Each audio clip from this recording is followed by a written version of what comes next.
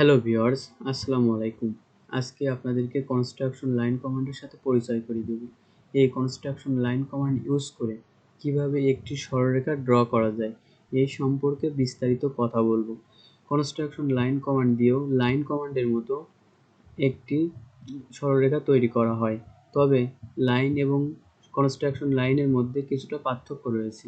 আর এই পার্থক্যটি হলো, লাইন কমান্ড দিয়ে তৈরিকৃত সরলরেখাটির নির্দিষ্ট সীমারেখা আছে, কিন্তু কনস্ট্রাকশন লাইন কমান্ড দিয়ে তৈরিকৃত সরলরেখার কোনো সীমারেখা নেই। অর্থাৎ আপনি বলতে পারেন এই কনস্ট্রাকশন লাইন কমান্ড আনলিমিটেড। এই কনস্ট্রাকশন লাইনের কোনো শেষ নেই। এই কনস্ট্রাকশন লাইন সিলেক্ট করে কিভাবে একটি সরলরেখা ড্র করা যায় চলুন আপনাদের দেখাই। এর জন্য আমি কিছু কলাম কপি পেস্ট করে রাখছি। এখন আমাদেরকে কনস্ট্রাকশন লাইন সিলেক্ট করতে হবে। এরপর কলামের এখানে ক্লিক করলাম, তারপর লাস্ট কলামের এখানে ক্লিক করলাম। এবার কিবোর্ড থেকে এন্টার প্রেস করলাম। এখন দেখেন আমার একটি স্ট্রেট সোজা কনস্ট্রাকশন লাইন ইউজ করে একটি সরলরেখা ড্র করলাম। এখন আপনারা যখন প্রথমে এই সরলরেখাটি ড্র করতে যাবেন তখন আপনাদের এই সরলরেখাটি স্ট্রেট সোজা না হতে পারে। এই সমস্যাটি আপনারা ফেস করতে পারেন। এর জন্য কি করতে হবে আপনাদেরকে আমি দেখিয়ে দিচ্ছি। এখানে ক্লিক করলাম। এখন দেখেন সরলরেখাটি স্ট্রেট আছে, সোজা আছে। এই যে সরলরেখাটি কিন্তু বেঁকে গেছে।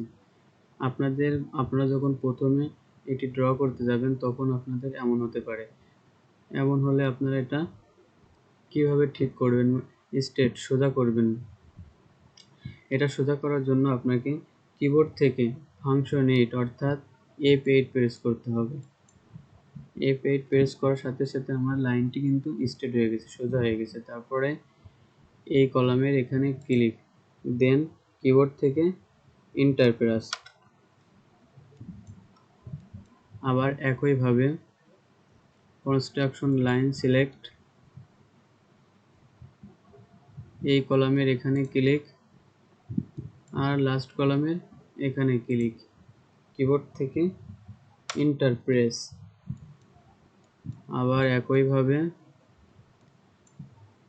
কনস্ট্রাকশন লাইন সিলেক্ট, এই কলামের এখানে ক্লিক আর এই কলামের এখানে ক্লিক, দেন কিবোর্ড থেকে এন্টার প্রেস। এখন আপনারা দেখতে পাচ্ছেন আসলে এই কনস্ট্রাকশন লাইন দিয়ে যে সরলরেখাগুলো আমরা ড্র করলাম, আসলে এই সরলরেখাগুলো কিন্তু অসীম, এর কোনো শেষ নেই।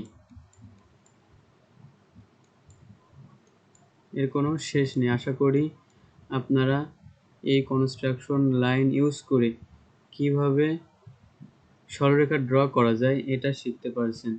আমার এই ভিডিওটি সম্পূর্ণ দেখার জন্য আপনাদের সবাইকে ধন্যবাদ।